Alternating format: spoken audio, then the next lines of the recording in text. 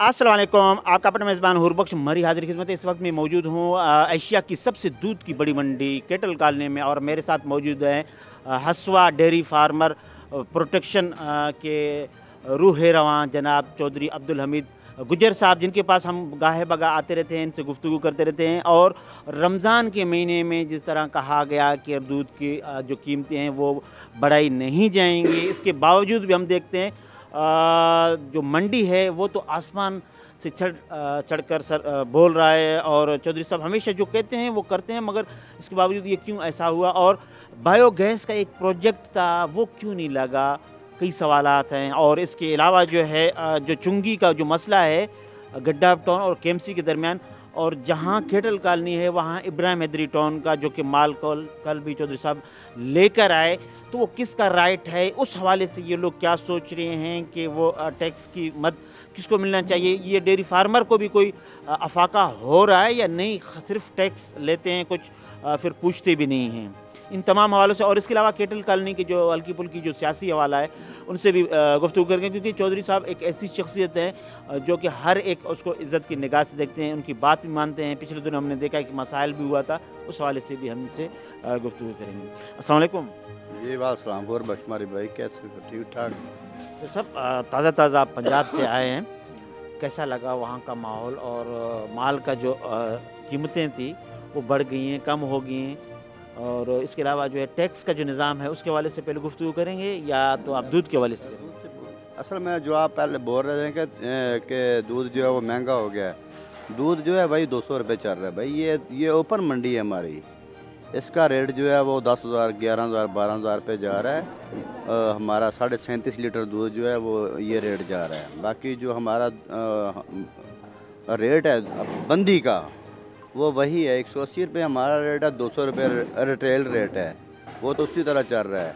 अब आपने सवाल किया कि माल का क्या पोजीशन है। ये जो दूध का रेट बढ़ गया तो इस वजह से जो है ना जो आपको नज़र आ रहा है कि दूध जो है वो ये मंडी आसमानों से कैसे बातें कर रही है, वो इसलिए है कि भैंस जो है वो बहुत महंगी हो गई है। भैंस जो पिछले दिनों जो 12वें महीने में नवंबर दिसंबर में अक्टूबर में जनवरी में 3 लाख की थी, वो 6 लाख की, 5 लाख की, 5.5 लाख की हो गई है। तो ये सारे जो मामला है ना, ये इस वजह से जो है वो लोगों से माल जो है वो डाला नहीं जा रहा। इस वजह से मंडी जो है वो अप हो गई है, और हमारा जो बंदी रेट है वो तो वही 200 रुपये है।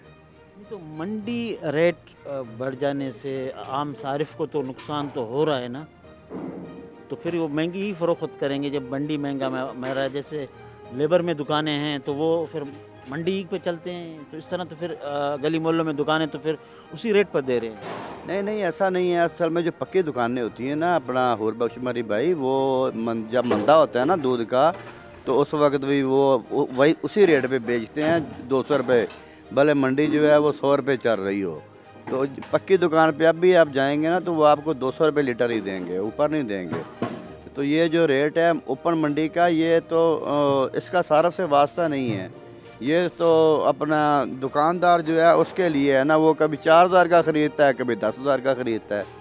ये तो उस पे है, तो इस वजह से। इस हवाले से हमने कल जैसे मैं गुजर रहा था वहाँ पर एक आवाज़ बाकायदा स्पीकर पे कह रहे हैं कि भैंस कॉलोनी का ताज़ा दूध 100 रुपये किलो ले जाओ, 100 रुपये किलो ले जाओ।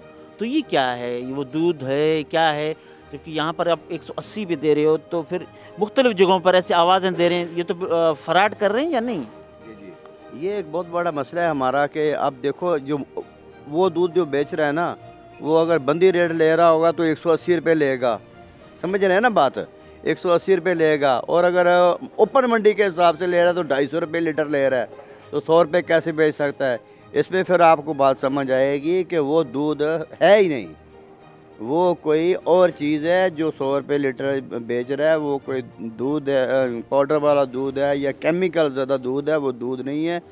इस हवाले से मैं हमारे जो है वो पिछले दिनों फूड अथॉरिटी के जो डायरेक्टर हैं उनसे भी मुलाकात हुई, तो हमने उनको बोला था कि आप जो है ना इस जो जहर लोग बेच रहे हैं ना, इसके लिए हम आपके साथ हैं, आप कार्रवाइयों का आगाज़ करें। बहरहाल रमज़ान की वजह से शायद तो उन्होंने अभी थोड़ा डिले किया, तो इंशाल्लाह मेरा ख्याल है कि رمضان کے فوراً بعد جو ہے نا وہ کارروائیوں کا آغاز ہو جائے گا، اور ان سب کو جو ہے نا یہ جو انسانیت کے دشمن ہیں ان کو جڑ سے اکھاڑ دیا جائے گا۔ اور میں وزیر اعلیٰ سندھ سے اور وزیر خوراک اور وزیر صحت سے بھی ریکویسٹ کرتا ہوں، وزارت سندھ جو ہے اس صحت اور جو دوسری لائف سٹاک ہے اور جو دوسرا فوڈ اتھارٹی جن کے انڈر آتی ہے، کہ وہ اس بات پہ تھوڑا فوکس کریں کہ اس بھینس کالونی سے جانے والا دودھ جو ہے وہ حور بخش مری بھائی پیور ہوتا ہے، بالکل صحت افزا ہوتا ہے، اور اس میں کوئی بھی ایسی چیز نہیں ہوتی جو آپ کی صحت کے مخالف ہو۔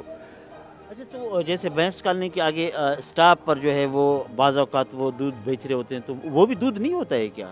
اصل میں آپ کو میں نے ایک بات بتا دی کہ 180 روپے ہم دے رہے ہیں، اپنا سواڑے سے ہمارا ایکس فارم ریٹ ہے، تو اور جو منڈی ریٹ ہے وہ 250 روپے ہے، تو کیسے کوئی 100 روپے بیچ سکتا ہے؟ تو کھلے عام یہ فرق ہوتا نہیں ہے، تو پھر انسانیت کے دشمن ہے، انسانوں کے دشمن ہے، تو ہر کوئی دیکھ رہا ہے، مگر ہو سکتا ہے کہ وہ عام صارف کو پتہ بھی نہ ہو، وہ حقیقت میں سمجھیں بھینس کالونی کا دودھ تازہ جو ہے نا وہ سستا مل رہا ہو۔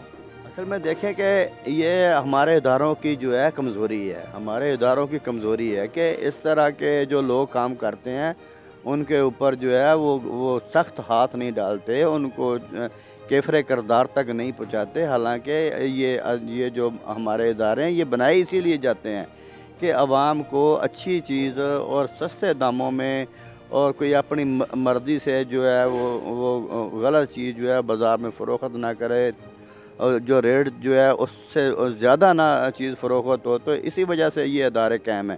اگر وہ کچھ کرتے نہیں ہیں تو یہ ادارے پھر ختم کر دینے چاہیے۔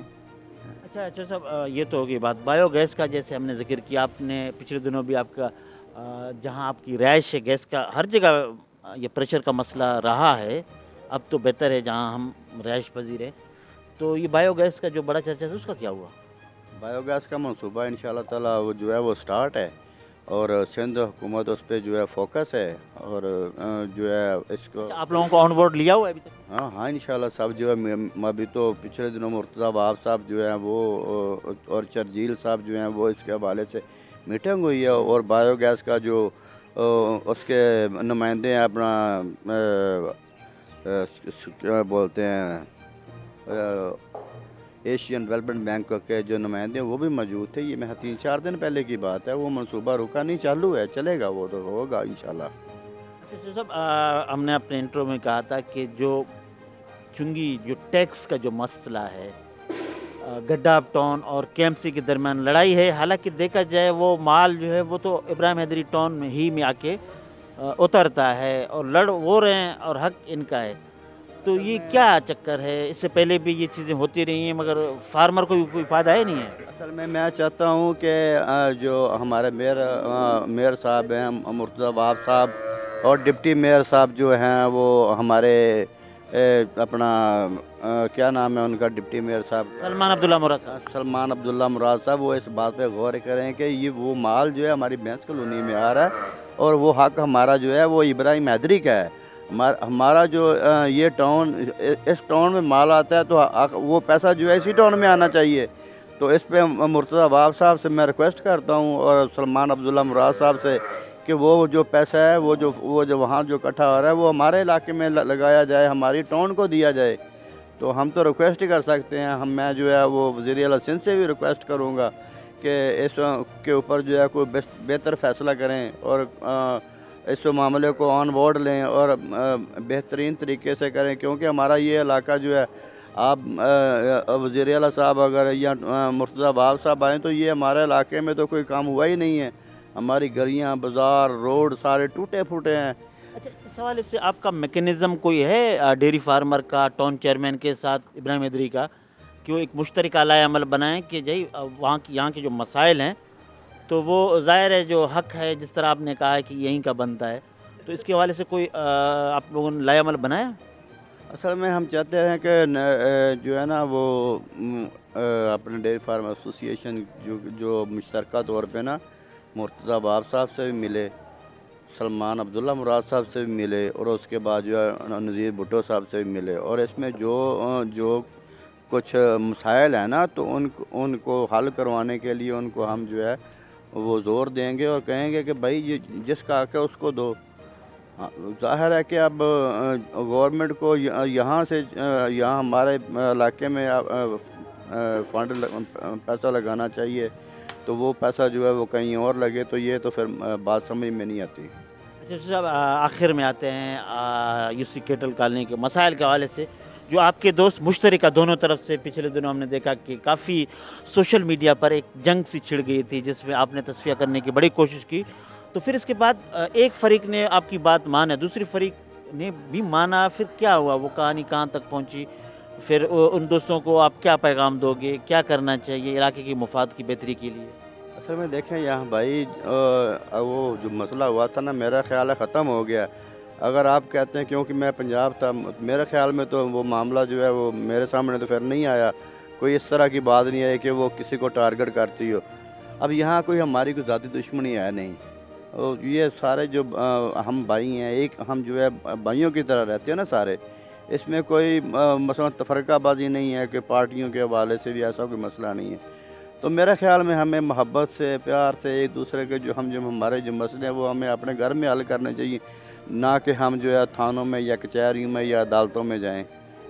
تو بالکل محلت داری میں سب نے برداشت پیدا کرنا ہے. سیاست تو ہر ایک کا اپنا الگ وہ ہے، پسند ناپسند. اصل میں دیکھیں کہ اگر ایک دوسرے سے ہم مسائل جو ہے اپنے گھر بیٹھ کے حل کر لیں گے تو کوئی باہر کا بندہ جو ہے نا وہ آپ کے اوپر اٹیک نہیں کرے گا کہ آپ کے لوگ تو آپس میں چھوٹی چھوٹی باتوں پہ لڑتے ہیں. تو اگر کوئی غلط کر رہا ہے تو ہمیں میرا حق بنتا ہے میں اس کو بولوں بھائی آپ غلط کر رہے ہو، آپ اس طرح نہیں کرو. باہر کا بندہ جو ہے وہ جو اپنا مثلا علاقے کا کوئی بڑا ہوگا تو وہ بہتر بات کر سکتا ہے دونوں کو، بھائی آپ اس طرح سے، آپ اس طرح اس جگہ پہ آپ غلط ہو، اس جگہ پہ آپ غلط ہو، اور آپ دونوں جو ہے بھائی بن کے اس معاملے کو سلجھاؤ. بہت بہت شکریہ. جو صاحب آخر میں کوئی پیغام دیں گے آپ؟ بس پیغام یہی ہے کہ یہ ایک تو اپنا میئر صاحب سے، وزیر اعلیٰ سندھ صاحب سے ہے کہ وہ ہمارا یہ ٹاؤن والا جو معاملہ ہے ہمارے فنڈ کا، یہ ہمارے علاقے کا حق ہے، ہمیں دیں. دوسرا جو ہے وہ فوڈ اتھارٹی والوں کو تھوڑا ٹائٹ کریں کہ یہ جو مافیا کام کر رہی ہے، جو 100-150 روپے کلو لیٹر بیچ رہی ہے دودھ، اس کے لیے وہ لازمی کوئی سوچیں. اور تیسرا جو ہے اس وقت ہمارا جو کاسٹ آف پروڈکشن ہے وہ بہت زیادہ بڑھ گئی ہے، تو عید کے بعد جو ہے ہم ریٹ بڑھانے کے لیے بھی مجبور ہوں گے، کیونکہ دودھ جو ہے وہ اس کو اپنا پورا کرنے کے لیے ہمیں مناسب ریٹ جو ہے نا وہ ملنا ہمارا حق ہے. بہت بہت شکریہ ناظرین. یہ تھے ہسوا ڈیری پروٹیکشن کے روح رواں جناب چودھری عبدالحمید گجر صاحب، جن کی آپ نے گفتگو سنی. ایک آخر میں جاتے جاتے ایک بڑا یوں سمجھو کہ عام صارف کے لیے بڑا پریشان کن خبر دیا کہ عید کے بعد مزید دودھ مہنگا ہوگا، یا اس حوالے سے سوچ رہے ہیں کیونکہ پٹرول بھی مہنگا ہو رہا ہے. تمام چیزیں مہنگے ہونے کے بعد جو ہے دودھ ایک ایسا آئٹم ہے جو کہ ہر انسان کی، غریب امیر سب کی ضرورت ہے.